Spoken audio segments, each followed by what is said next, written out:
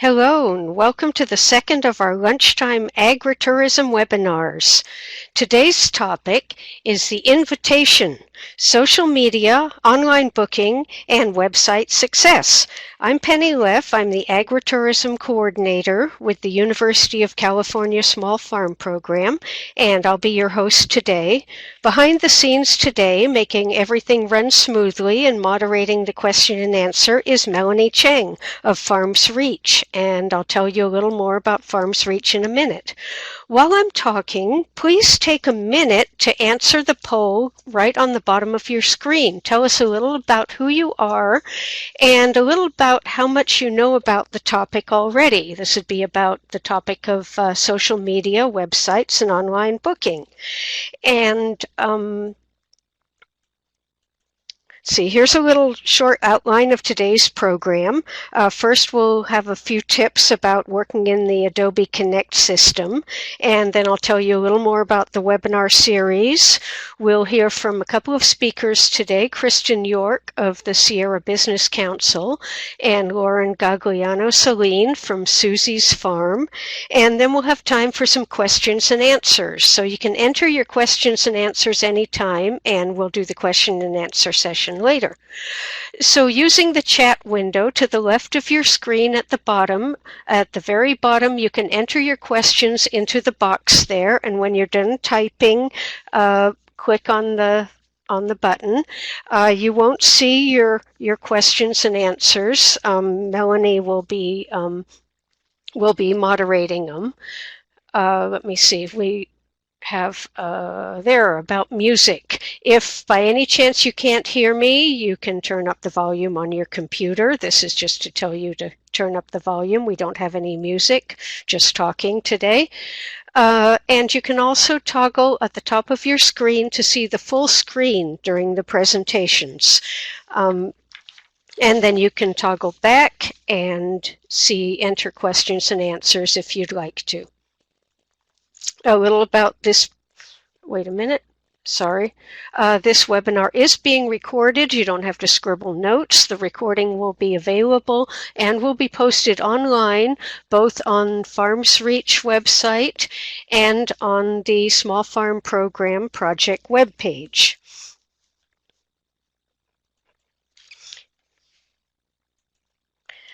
And about this project, the webinars are part of a larger project managed by the UC Small Farm Program. The project is called Building a Network for California Agritourism Development and Promotion. And this project is funded by the USDA Farmers Market Promotion Program. For this project, we're working in partnership with Farms Reach, which is an online platform that helps farmers connect with each other. And in this project, we are organizing the series of 5 webinars. We're also continuing the conversation on Farms Reach. We have an online conversation forum.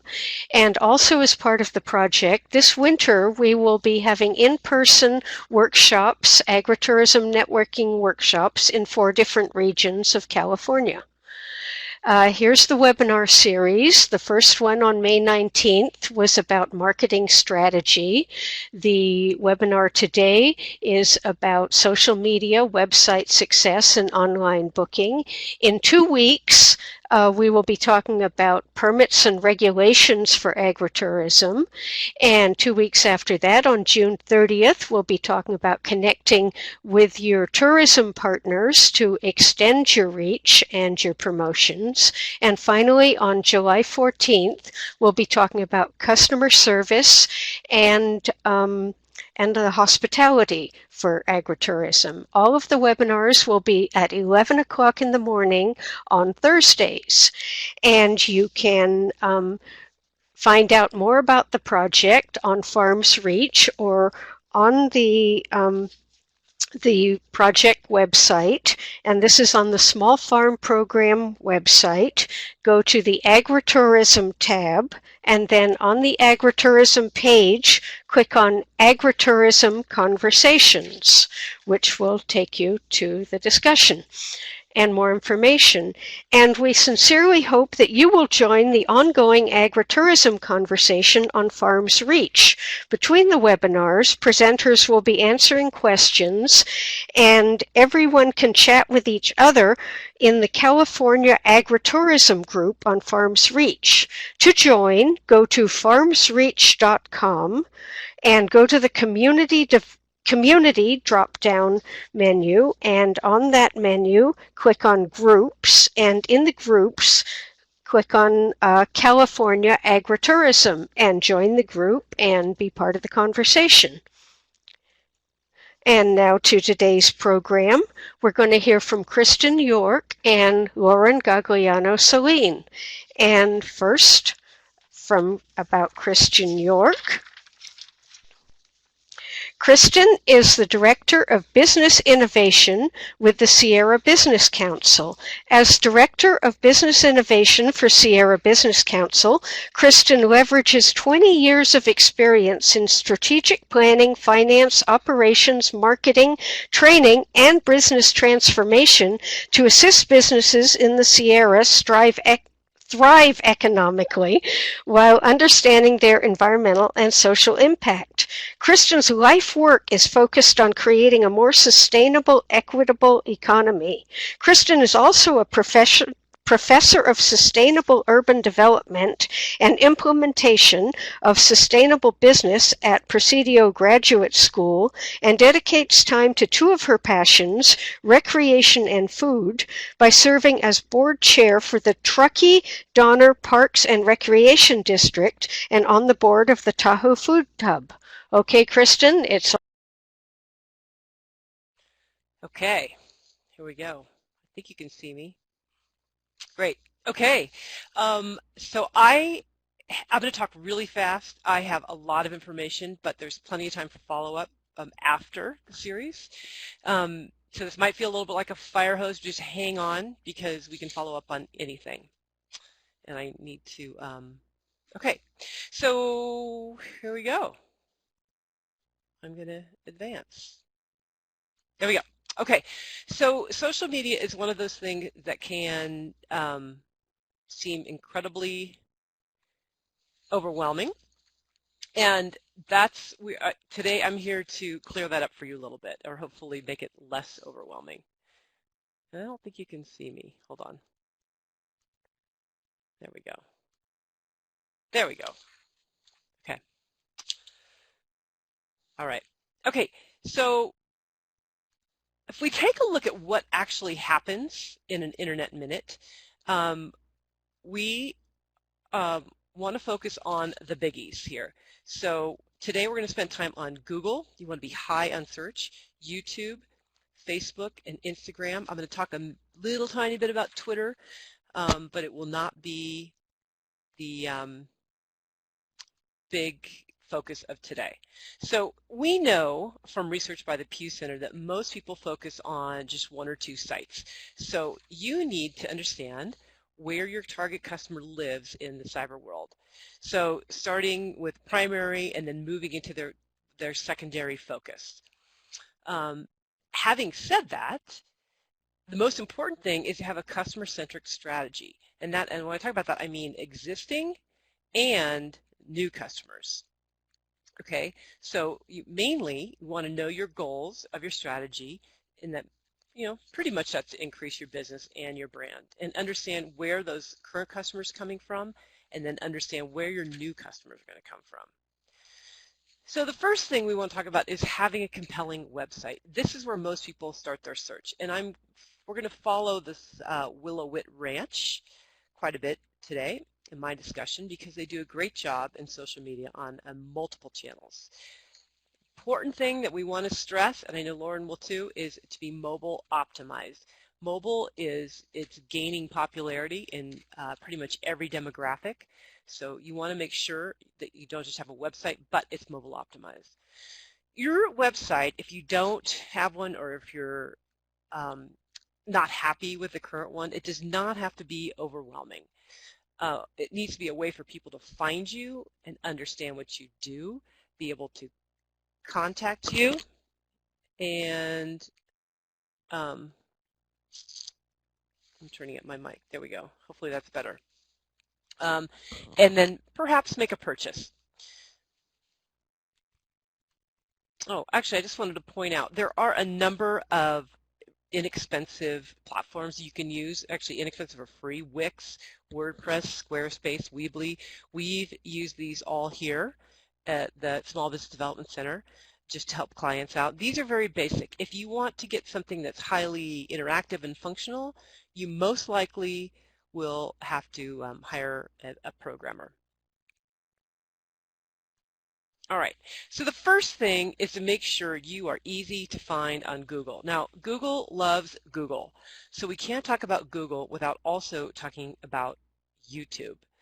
First thing you want to do is have an account on both Google and on YouTube, and you're going to create it in your business name.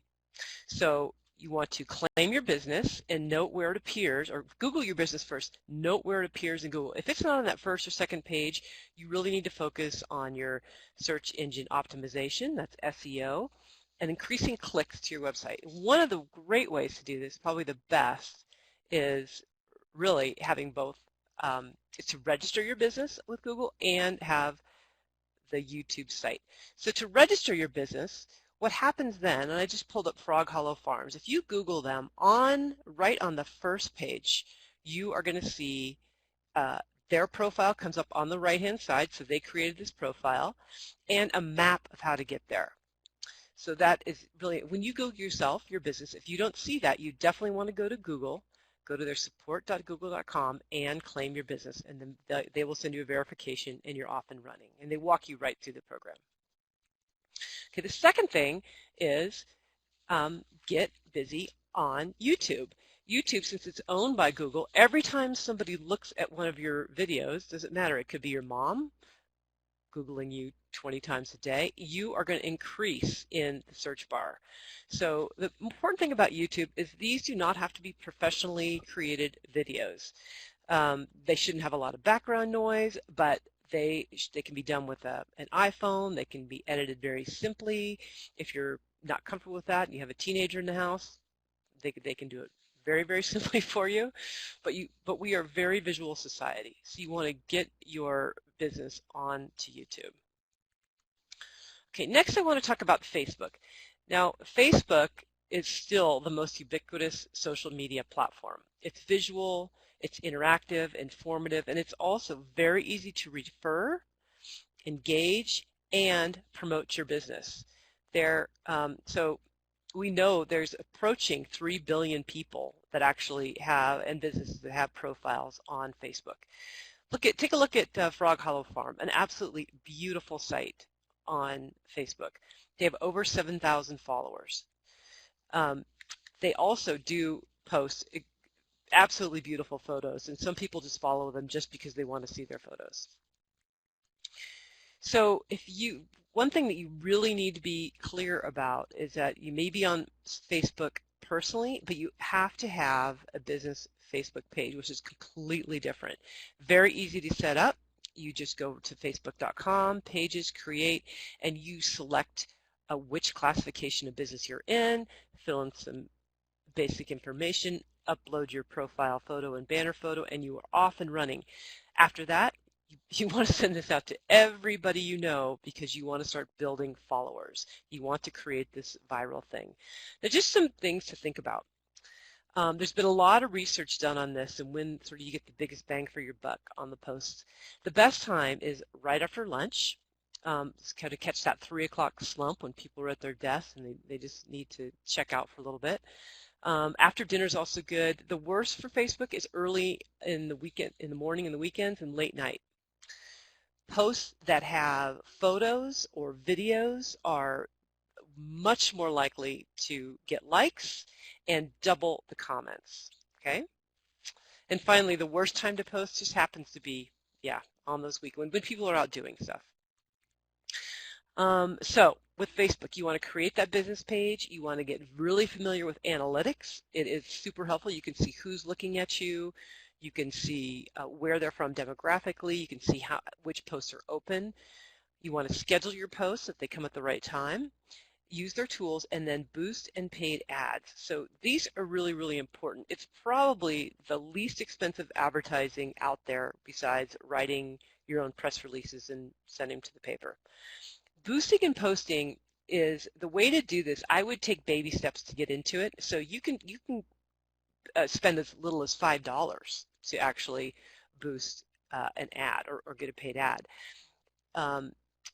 We usually recommend put down around $10 or $20, select your very specific demographic, and then test it and see what kind of response you get. If you're not getting what you want, then switch it up a little bit.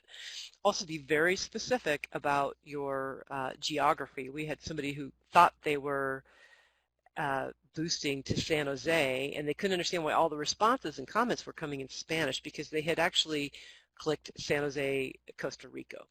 So be very careful about that. Now, Yelp.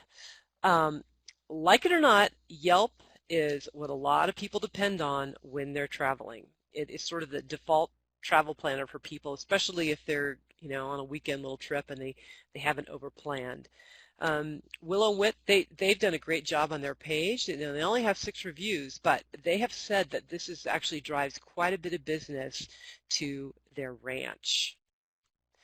So what are people looking for in Yelp? It's pretty much where to shop, where to eat, and things to do. They pull into town, they don't have an idea, and Yelp is also very much real time, so people are doing it when they are near something. They're using their Google Map search to do it.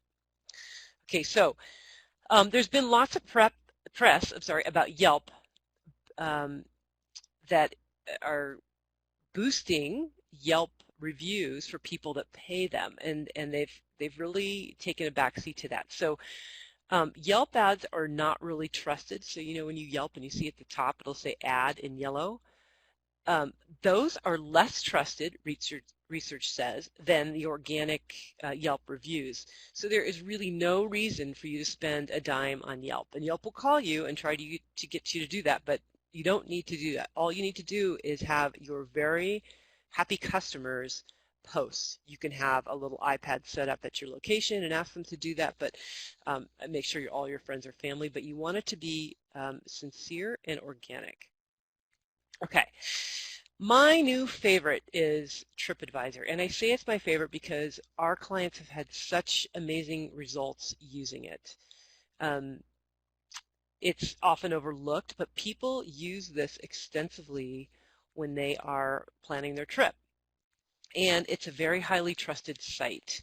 So here we have our friends again at Willow and Wit Ranch. They have a great TripAdvisor site. And you look, they only have 8 reviews, but they haven't been doing this that long. And they are already at number 3 in specialty lodging in Ashland. They get excellent ratings. They have a beautiful page, lots of great traveler photos. But this is really, really important. This is when people are planning from afar. So maybe they're heading out to your area, they're going to look, and people pay attention to those rankings because they're all objective. These are just guests coming in, and the ratings pretty much, or the rankings, so that number 3 came from an algorithm of the quantity of reviews and the quality of reviews. So how would you improve your rating? This is a great service that TripAdvisor has. It's called Review Express, and you simply encourage people to review your business. So as soon as somebody checks out, especially if you know they were happy, it generates an automatic email to them. They can rate. It's very simple, and you always want to, just like when you go get your car service, you want to encourage them to give you 5 stars. Now, let's talk about some secondary strategies. We talked about the main ones that you should really pay attention to. So blog, that takes a lot of time. If you're a writer, I recommend it. Twitter, Pinterest, Instagram, and LinkedIn. LinkedIn I'm not going to talk about. It's very much a professional site. So why would you use Twitter? Twitter has a very broad demographic, but it skews very young, very urban, and it tends to be used in politics and with entertainers. Probably not a lot of use in agritourism, but you never know. For example, here is Willow and Wit Ranch Twitter page, and this is off the computer, not off the mobile device, but look, they have over 1,000 followers. So it's kind of interesting. If you have the time and the capacity to Twitter, it's an easy one, and you could link it with your Facebook posts. Instagram. Instagram is one of the fastest growing social media sites around. It also skews young, but has much broader interest levels, and it is not exclusively urban. So people post, this is very visual, it's very fun, it's very quick, and you can also link this to your Facebook posts, so you're not posting in multiple sites. So whatever you would post on, if you link them, whatever you post on Instagram also will post on your Facebook site. Here we have Willow and Wit again, and look at the reaction here. I absolutely love this. One of the comments here from this. Now these are photos that a guest posted, not Willow and Wit. I'm sorry. So the guest says, "Are you kidding me? That's insane. Teach me your ways. How did you find this?" And I talked to Willow and Wit, and they're sort of perplexed at how people find them sometimes too. But since they have started promoting their social media and became mobile optimized, they have seen such an increase in their business. So take this one seriously. Instagram is fun and people love to post photos. So how do you create that account? Super simple. My mother can do it. You download the app on your cell phone, you get an account name, you put in your profile picture and some text, and you start following people. It's very, very simple. Okay, Pinterest. Pinterest is this remarkable thing with 2 million daily visitors. It skews heavily to women. I recently found out my husband actually looks on Pinterest for bicycle things. This is for people looking for something different. It's highly indulgent. This is sort of mobile window shopping. People, the highest sites are food, design, shopping, travel. So agritourism is very much in the sweet spot for Pinterest. A Pinterest account, you want to have a very visual appealing board. You want to organize your pins by interest, use quality images. You want to brag on others, meaning you follow other people and make comments when you like their stuff because they will do the same to you. If you're unclear on how to do this, just you can go into Pinterest and look at other similar sites and you'll see what people are pinning, all sorts of things. Now, just some interesting things about Pinterest. It is actually getting higher engagement than Facebook. So you can note the different posting times in Facebook too. You want to do weekend mornings and Friday after 3. Pinterest is very much the escape social media platform. Okay, I've got just a couple minutes left, so I want to leave you with some tips. The main tip is, you may think, I don't have time to do all this. That's okay. You are posting photos and you can leverage other people's content. Right? This is about creating raging fans out of your one fan. You want to expand your network by sharing posts, retweeting, reposting, and then use these next few tools I'm going to show you. The first is this social media assessment, and all this does, and you'll get this in your packet, is you go through and you understand where you are right now.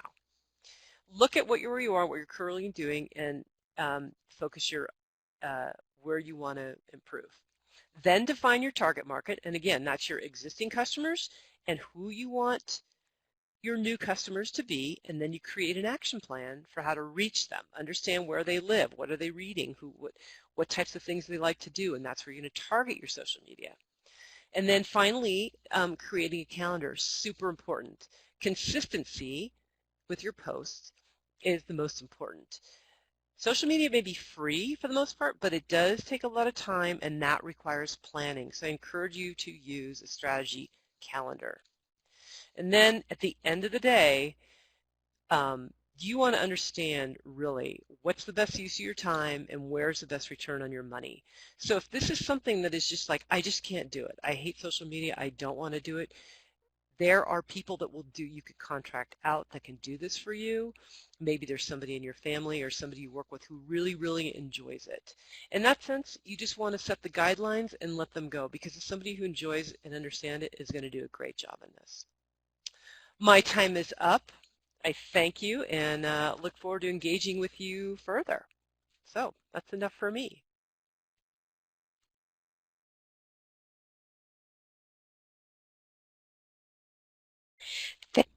Thank you, Kristin. And if you have any questions for Kristin, please type them into the Q&A box on your screen, and we will be doing questions and answers at the end of the program. And now I would like to introduce Lauren Gagliano-Celine. Lauren Gagliano-Celine is a driven environmental educator and community organizer dedicated to connecting people, plants, and the planet. As the general manager of Suzy's Farm in San Diego, Lauren combines her degree in visual and communication arts with a background in education and permaculture design and a pinch of marketing savvy to share the Suzy's Farm lifestyle and cultivate a strong client base through strategic programming, digital media, and active engagement. Okay, Lauren, it's all yours.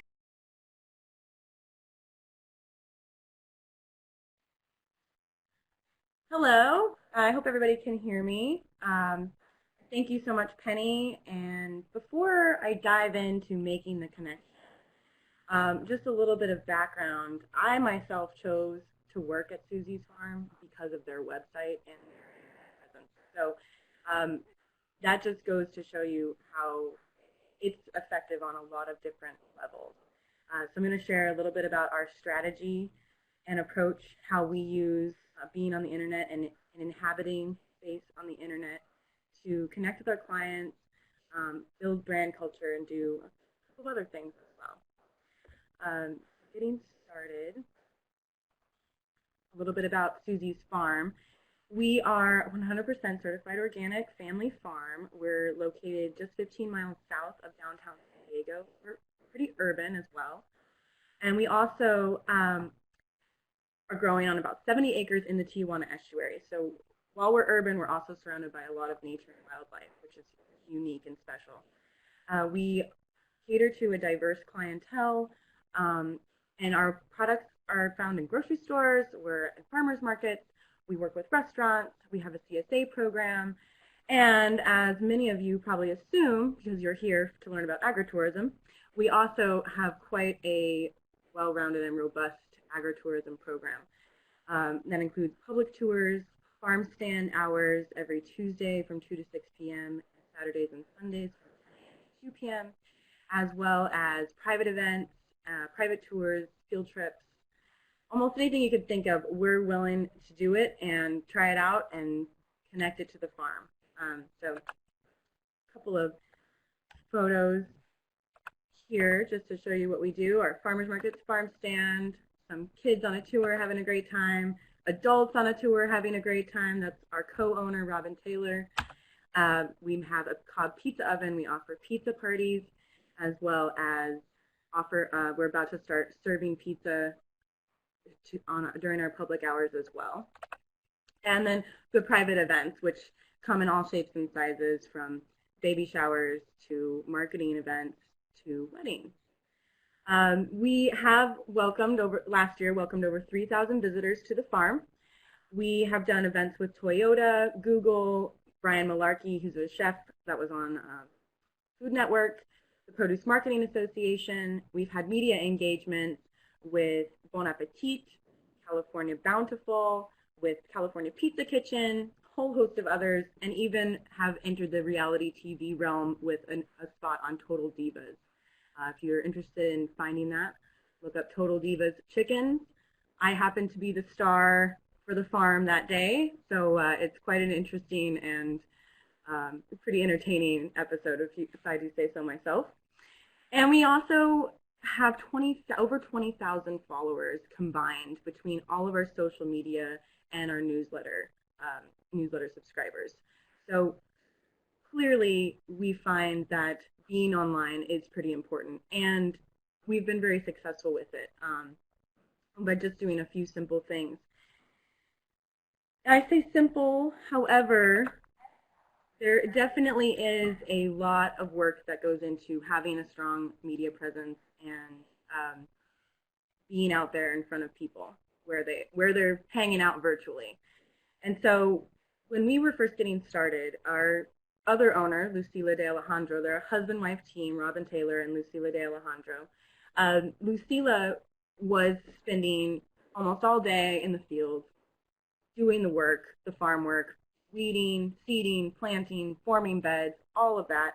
And then she would go home or go back to the office and spend another 4 hours almost every single day cultivating that internet presence. She was posting blogs. She was liking and sharing other people's content on social media, creating our own content, and just building that presence. So she did invest a lot of time in that in the beginning, and it's really paid off for us. We've been in operation since 2009, so if you can just imagine, 2009 to 2016, we're about 7 years old now. We have over 20,000 followers across our social media channels. So why do we do it?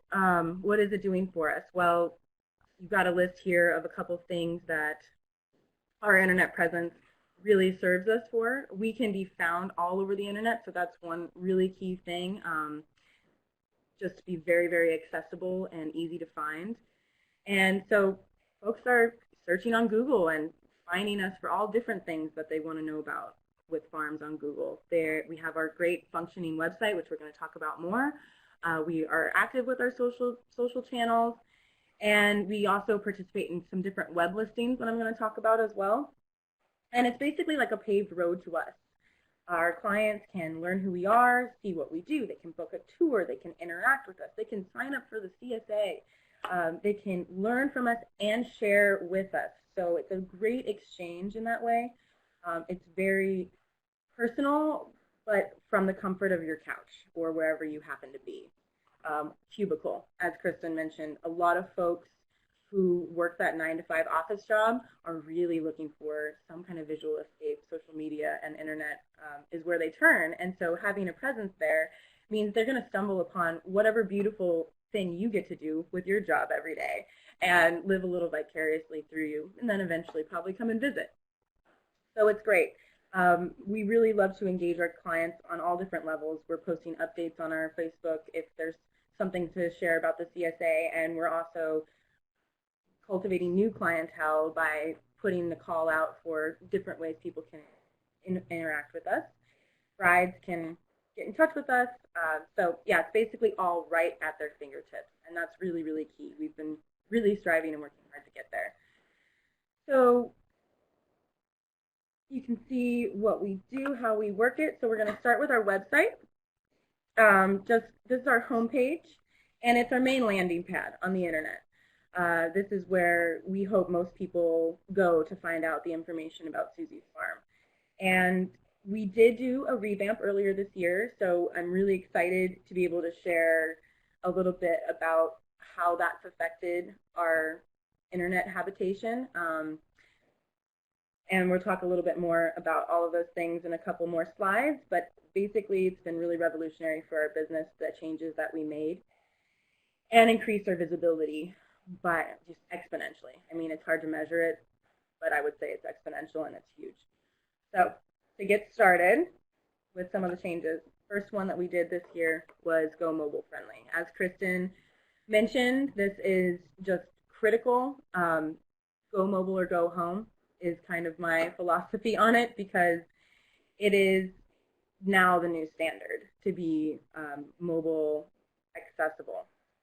And it's really where a lot of people are spending their time and where a lot of people are getting their information and accessing things they want to do and information they want to gain. So you just need to do it. You need to make sure your website is mobile, and that is a huge piece of advice that I pass on to anyone who's starting out. And if you already have a website and already doing an agritourism operation, that's awesome. Get your website mobile if it's not already. For us, it was not an easy task because our website is quite large and had some special formatting. So we did work with a developer who helped us turn it into a beautiful, easy-to-use, mobile, accessible site. So just do that if you need to. And it's really handy. Our staff at the farmers markets, they can look up recipes, they can show off blog posts. Really amazing to have the mobile friendliness. So here you can see a couple screenshots of our website from my iPhone. Buttons. Oh, how much I love our new button. We recently, again earlier this year, just a couple months ago, started working with PEAC.com. That's an online booking program, and they offer a huge amount of different services. But the biggest one is that they put a button on your website, and that button will take people to a calendar and allows them to book, pay, commit, and get all the info they need for visiting your site right there online. We can often lose some clients and visitors with back and forth from email. If they don't hear from you right away, then they lose interest, and suddenly you may have lost that visit at that moment. Or what happens a lot with us as well is folks call the day of the tour and Saturday, and our office isn't open. So they can now go online, they can get all the info they need, they can find out what's happening and commit to it and get the money in our bank account ASAP, right on the spot. So here, that green Book Our Tours button and Book Now button, those actually take you to our PEAC calendar, which you see here, and we've populated it with all the current activities that we're offering that are bookable. So you can see we have public farm tours, educational field trips, and private farm tours. So we do differentiate between the two. Educational field trips are for students and classes. Private farm tours are maybe families or garden groups, that kind of thing. And you can see that you're able to book almost up until the moment for our public tours, but we actually do have a 2-week booking buffer on our private tours and field trips experiences. And already for this Saturday, for example, our public tour at 10 a.m. is booked out. And so, you know, it's great to be able to see that, and whoever wants to visit can see what times are available and then make their plan. So that's really great. You know, the clicks are like currency. So we really want any visitors to our site to be using their clicks in the right place. And we want to make it really easy for them to see what we want them to click. So that big green button helps you do that. And then a couple more views and things you might see through this program we're using called PEAC. I did, you know, list out a few other options. Fair Harbor is very similar to PEAC. I'm not totally sure what the little nuances and differences between them are, but that would be worth checking out just to see which one might work best for you. And then Convergence is another option. I know of a nature tourism site that uses Convergence, and they essentially built an entirely customized portal just for their site and what they offer. And so depending on what your needs are and what kind of groups you're working with and how complex and complicated your options are, you just choose the right program for you, and they help you get it set up. I'll talk a little bit more about the setup process in a moment. But basically, what I love too, this is the mobile view that I just pulled up of the calendar. So folks can also do this, again, right from their phones, on the road, wherever they are. And then here is the first, let's say you click on one. I clicked on the 10 a.m. June 11th tour, public farm tour, which happens to be with our co-owner, Lucila. She does some occasional tours, specialty. And so this is the first page that a potential visitor would see to be able to start making their booking and making their reservation. So yeah, and then it leads them through a series of different screens and prompts. They're also required to answer some questions for us, which we really enjoy because we like to gather some of that data. You know, how did you hear about us and what are you looking forward to? We also are able to have our visitors go ahead and electronically sign their hold harmless release form, which is super awesome. We love to save trees and we love to get that out of the way. But that's a big part about coming to the farm, is making sure that you realize you're on a working farm, and we have folks commit and agree, make that agreement right away. All right, then this is a little bit of the back end of our PEAC program. So we access this by going to peakpro.com. We have logins. It's all very secure. And on the top, I know it's a little bit hard to see, but on the top it's showing sort of the dashboard home screen. So we can see this was taken on Tuesday, and there were 3 people signed up for our tour on Tuesday. We still had lots of spots open. Grace was the scheduled docent. So this program offers scheduling features. It offers reporting features. I mean, I can see how much revenue was generated from these activities, how much revenue was generated from the add-ons we offer, and all kinds of things that we haven't even fully explored because this is still new to us. And then one of my favorite parts is that immediately following the tour, a review prompt is sent directly to the visitor for them to leave us I believe it's directly linked, I think, to our Facebook. And so, yeah, so they are able to right away give us their rating, leave their review, and if it's a great review, it'll automatically post it. If it's not such a good review, like under 4 stars or something like that, it lets us see that first, and that's also awesome. The great feedback is amazing. Everyone loves great feedback. Real warm and fuzzy feeling. The bad feedback is what helps you grow. That's what helps you know where you need to improve, and how to better target the clients that you want as well. So below on this slide, you can see a little bit more of an expansion on the activity that we had going on Tuesday. So, and it's showing just more specifically like who booked and that it was paid and some other details of that nature. All right, we also have a map on our website. That's been huge. Be able to be findable so people can get to you. #1 question people ask. And we use our website as a great place for resources, different resources related to what we do. You can see here just a few different options. This is a great way to build brand culture and identity. So our social media presence. Please follow us. We'd love to connect with you. The 3 on the left are the ones that we invest the most time in. The 3 on the right are ones that are a little bit less active, and we're on there. We're kind of doing things, but it's not our main focus. And then we have followed these kind of tips to have success with social media and websites. Kristin touched on a lot of these, but I can't stress enough that posting in batches and scheduling things out is a lifesaver. You might not be on social media at the prime times for posting, but you still want to get that content out there.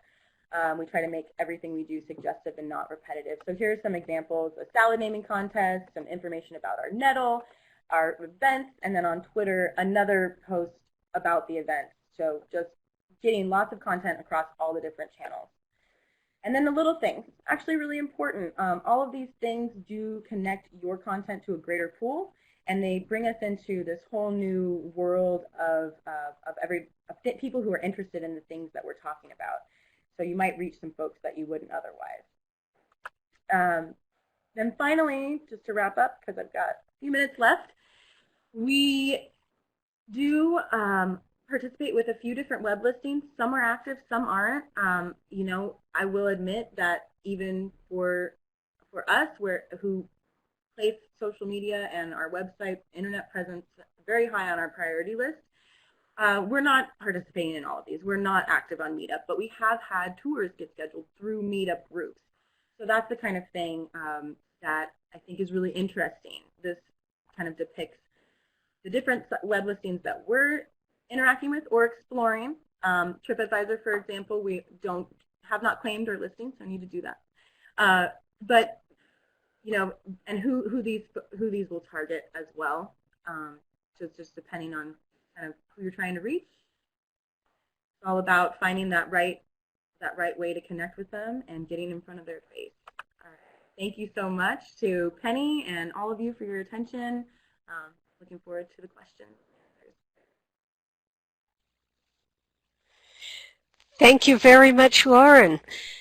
And, well, yes, we do have a few questions, quite a few questions, in fact, for both Lauren and Kristin. And you can still type in questions that you'd like to have answered. Type them into the question and answer box. Okay, here's the first one for Lauren. Question is, what metrics can you share about the benefits of upgrading Suzy's farm to a mobile responsive site?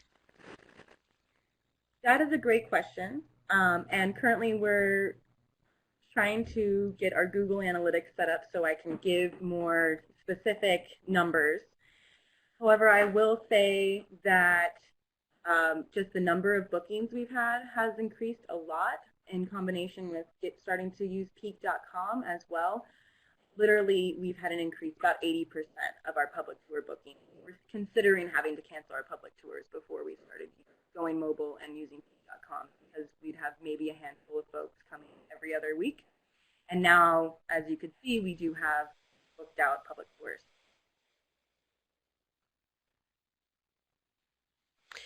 Thank you.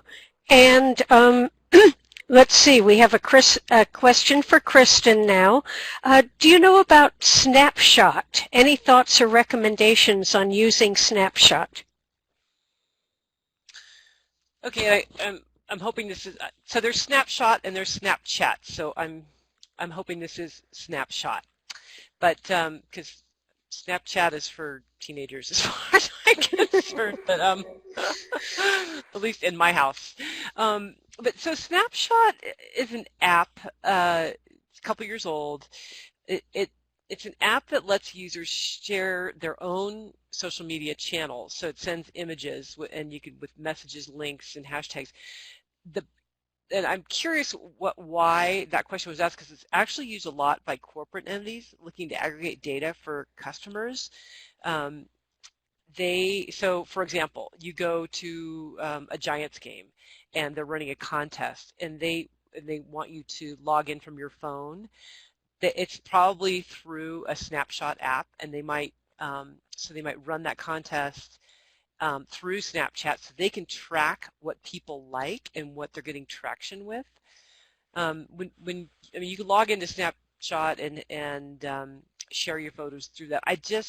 I'm not sure I understand why it would be that applicable for an agritourism user. It's really used to aggregate data, big consumer data. Thank you. And here's another question for Lauren. This one says, hi, I'm from Pilar Vergara, and I'm a master gardener from Orange County. My husband and I are planning to purchase a farm and want to know to explore agritourism for a new farm. Do you have any recommendations on promotions for a new farm with agritourism? Absolutely. There are a lot of places to start, so I recommend starting with a website. Having a great functioning website, getting yourself, maybe choose 1 to 3 social media channels to start with. You don't have to take the whole horse at once. Just go start slow and start with 1 and get that down. And then also, you want to make your presence known in the community on a face-to-face and person-to-person level as well. So I recommend trying to reach out to folks who are coordinating different community events, have a really beautiful brand and a banner to display that brand, and then go to those community events, press the flesh, connect with your clients, your potential new clients, let them know what you're doing. But I think that combination of beautiful brand and logo, having a great website, and being on a few social media channels definitely is a great place to start. Thank you. And back to Kristin. Are there any statistics about how frequently we should schedule posts to our Facebook account to maximize reach and with minimal effort and cost? Yeah, I follow this. Actually, Fast Company magazine, they have a blog that's great, and they track this. So there's 2 things. You don't want to be annoying and overpost. You don't want to do all your posts send 5 posts on Saturday, and you don't want to be so infrequent that people forget about you. You want to be at top of their mind. So sort of the guideline is 1 to 2 times a week, fairly consistently, so people can look forward to it, unless you are reposting. If something interesting comes up, like, okay, let's say that new farm, the woman from Orange County, she's moving. One of the first things when you go into community, especially in farming, is make friends with your fellow farmers and share their posts. That's okay. But for your own organic posts, 1 to 2 times a week, don't repeat yourself. Be fresh and new. Different photos, you want to change those photos frequently, because if people see the same one come up, they are going to sense, oh God, they're boosting again, and it gets annoying. So there's, it's the Goldilocks rule. You got to be just right. Thanks. Lauren, we're back to you. What have been some of your most successful Facebook or Instagram posts? Great question. I shared a few of them. The salad naming contest that was on Facebook, actually, that one was pretty huge. It got reached over 2,000 people. And the other thing that I really liked about that post is that it got people talking. So it got them actually engaging with us, interacting, and leaving their thoughts and comments. So we got a few really great suggestions. And we actually went with butterfly nest, which was one of the suggestions on. And then for Instagram, you know, we find that a lot of our posts gain similar amounts of interaction, but we had a staff person. We gave all of our staff people access to the Instagram account. They have the login info, so they can use it on their phone or through the phones that we provide for taking card transactions.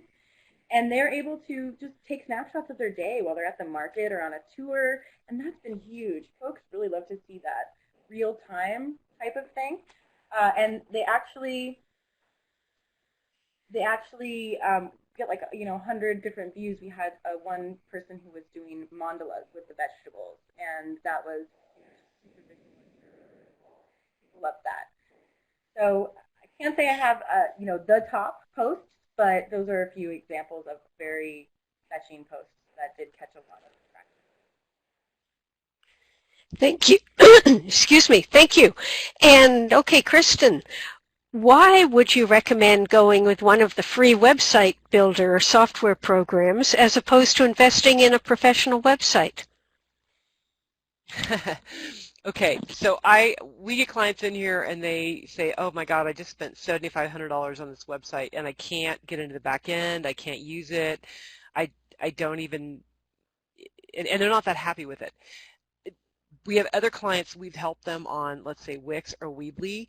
You know what? It's inexpensive or free. All you're paying for really is maybe the images to put on it. You need to understand what is your goal with your website. If you need all the bells and whistles, so you've got a full-on e-commerce site, you're doing all sorts of things, maybe then you need a programmer. But if you just want people to find you, see how beautiful your place is, see a map. Even if you're selling things, you can link into Shopify. You can create your website on Shopify for a very small fee. If you're comfortable with creating the back end, it's so easy. I mean, it's drag. I had to learn how to create websites with HTML. That's a nightmare. It's not that way anymore. It's click and drop. So at least explore it if you're on a budget. I mean, I'm on a food hub board. Every farmer I know is on a budget, and they don't have a lot of time, but these things are easy. So that's my reason. Thank you. Okay, Lauren, we have a tricky question for you. What do you mean about being suggestive and not repetitive on social media? I'm so glad that somebody asked this question. I wanted to touch on this a little bit more. So what I mean by that is that it takes the average person, this is some marketing statistic, so I don't have a great source for it, but it's true. It takes the average person about 8 times seeing something or interacting or encountering something before they actually take action on it. So we're trying to get to that point where the people seeing our posts and our content are taking action. And so what that means, like the first few times they see something, they may not even register it. Then the next couple times they're thinking about it, they're maybe warming up to the idea, oh, does that fit into my life? Is that for me? And then finally, by like the 7th or 8th time that they're encountering this, whatever it may be, book our tours or join the CSA or, taking action on signing a petition, anything like that. They're finally taking action and stepping up. Making that decision. So we want to give all of our clients and followers the opportunity to say yes. And we do that by frequently posting about the same things. Our current social media coordinator, who is fantastic, she talks all the time about how she feels that she's sort of saying the same thing over and over and over. And even though it feels very repetitive on our side. It's about varying the content just enough so the message is still there, but there's maybe a new hook. So it kind of showed an example on my PowerPoint of posting and sharing an event. We were using Facebook to manage an event. Well, we also posted a ton about that event. Hey, who's making the carrot cake? Because that's our favorite. Lucilla wants to try yours. And I hope you're all coming down. We're super excited. So we were also frequently posting different content about that event so that we reached as many people as possible and made sure that, hey, we're having an event. It's for you. Come down. Thank you. And Lauren, we have another question for you. And people are interested in the online booking features and asking, do you have any tips for setting up your online booking features? How far in advance do you make reservations available?